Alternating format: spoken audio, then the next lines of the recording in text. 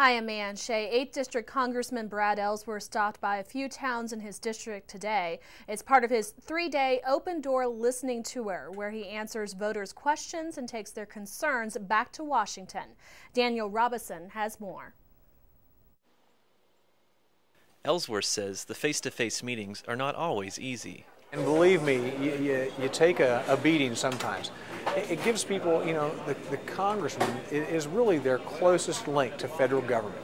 And I take that responsibility very seriously. And to come back and sit here in the diner in Spencer and have people sometimes they just want to vent. Ellsworth says most questions he heard focused on health care, veterans issues, and the economy.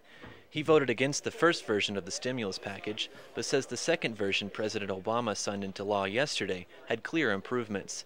He says he's been telling voters that bringing the country out of a recession is his top goal as a congressman. There's going to be a lot of discussion, a lot of disagreement on what the best way to approach that is, but that's what this country's built on, people discussing, people arguing some, and then let's move forward with the goal of what's best for the people here in Spencer, Greencastle, and all across America. By the end of Friday, Ellsworth will have visited every county in his district.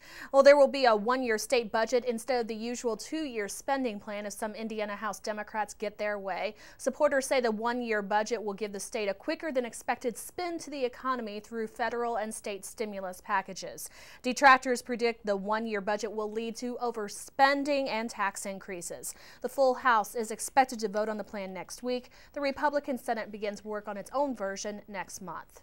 A Sullivan County bank was robbed this morning for the second time in 2 months. Indiana State Police say that a middle-aged man walked into the Harris Bank in Shelburne around 9:45, displayed a semi-automatic handgun, and demanded money from a teller. He escaped with an undetermined amount of cash in a silver 2-door passenger car. The branch was previously robbed on December 16th, and investigators are looking into whether the two robberies are related.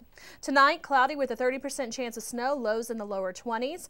Tomorrow, partly cloudy, highs in the upper 20s. And for tomorrow night, mostly clear, lows around 14. Friday, partly cloudy, highs in the mid 30s with a 50% chance of snow.